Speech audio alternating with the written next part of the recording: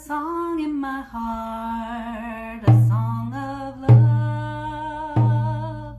It's a song of love from the heavens above and from the earth below. There's a song in my heart and it wants you to know that you are love. And when we are in the love frequency, then we vibe and find what we need. There's a song in my heart, the song is love. The song in my heart is here to remind that you are loved too. Let's make love together on this beautiful paradise planet Earth. Planet Earth, show your worth, be who you need to be. Show up and be you, the best you can be. We're going to raise vibration energy. There's a song in my heart. There's a song in my heart. It's a song of love. It's a song of joy. Hi everybody, it is I, Hannah Rahama, the Kombucha Mama. So excited to have you here today. Joining us in just a minute, Trina or Primal Life, go ahead and click that little plus button. We'll get you on here in just a moment. But Trina Felber is an amazing woman. She's a registered nurse. She has this excellent business making tooth powders and dental things that actually help your body and support your teeth in a really important way. She also has some really great info she's going to share about our oral biome and what that has to do with the rest of our health. So super excited to have her on here today. Now, yay! I'm so excited. Obviously, our mouths are really important. This is how we speak. Hi, Trina. Hi, how are you? I am great. How are you? I'm really good and super excited to be mouthing off with you today. Yes, I love it. Oh, mouthing off. How fun. So I feel like I haven't seen you in a long time, and yet here you are all over the place. Your business has grown so much. So just tell us a little bit about yourself, give a little background, and how you got into teeth. Yeah, I'm a registered nurse. So I've been a nurse for, 36 years now. And I went back to school. I'm a nurse anesthetist. I have a master's degree in anesthesia. Hold on.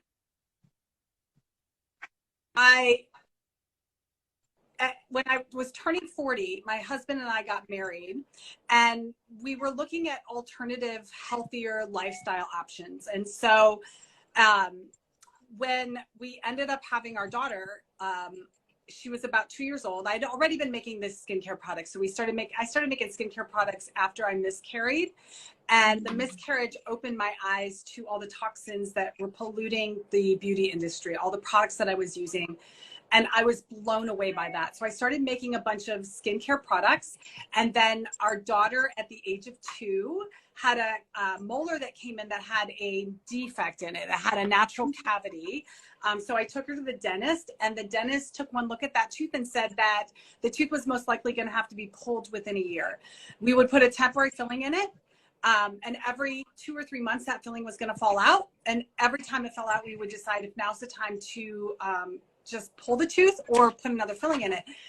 As I was leaving the dentist office, he said, don't worry, Mom. We put a temporary filling in, and now we just hope for the best.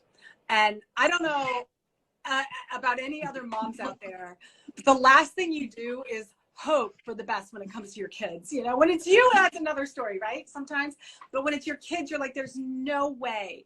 So I started doing my research, and I came across Dr. Weston A. Price, and I discovered he was a dentist in the early 1900s. We've been using his baby formula recipe, which is an amazing recipe. But I started looking at the research that he did on dental health, and I was blown away at what he discovered way back in the early 1900s, the link between sugar and bacteria to cavities and gum disease, and how the root cause of most internal health issues is inside the mouth. It starts inside the mouth. So anyway, to make a long story short, I did the research and I created my dirty mouth dental products based off of his research. My daughter's tooth, the one that was supposed to fall out or be pulled within a year, fell out naturally at the age of 12. And that original temporary filling that was supposed to last 2 months, maybe 3, was still in place. And the tooth had actually remineralized over that temporary filling to protect it from bacteria. Wow, that was such an amazing story, and there's so much to unpack here. Absolutely love the work of Weston Price. There's a couple different organizations that perpetuate his work, so definitely Google him and find out. He also founded the ADA, and there's a lot of really amazing things about him. But of course, they wouldn't be following his precepts today, ironically. But you're so right. Like, the mouth is where everything comes in. This is the start of your immune system right here. As we're chewing things, as things are coming in here, and our oral biome has such a huge impact on the rest of our body because it's impacting everything that's coming down here. And it makes me think of the old saying, like, don't look a gift horse in the mouth, because the mouth is where you see the health of things. And so, but let's talk about remineralization, because I think a lot of people don't realize that just because you end up with a cavity doesn't mean that you automatically have to get a filling. And of course, I want to talk about the different types of fillings there are. I've personally had all of my mercury removed, and but let's talk a little bit about remineralization and what that is.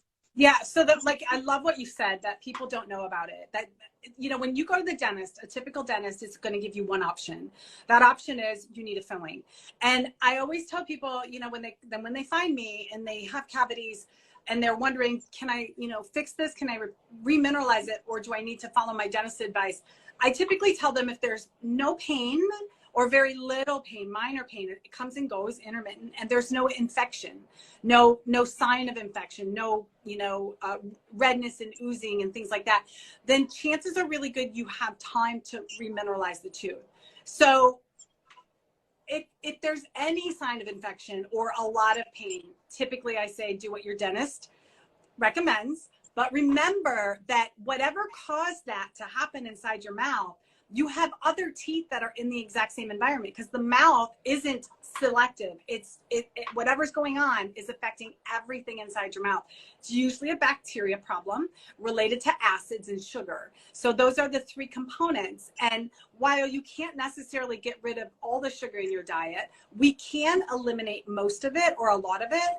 And we can also kill the bacteria that's eating it and creating the acids. The acids also come from the foods in your diet. A lot of the foods that we eat create or are acidic by nature. So by eliminating a lot of the acidic foods, using some of the tips that I give my customers regarding the acids inside the mouth, and replacing what you're brushing your teeth with, because the problem with big dental, and I always call big dental, Big Cosmo, is that the stuff that they're putting in their products are actually creating more acid inside your mouth, causing more damage to the infrastructure of your mouth, which basically means that you're heading down a path where when you do get cavities or you do end up with gum disease, you can't necessarily on your own fix it. You are just going to continue down that path. Things are going to continue to decline. And most of the dentists are not trained in natural healing. It's kind of like the doctors of the world. There's a couple fixes. It's either medication, surgery, things like that.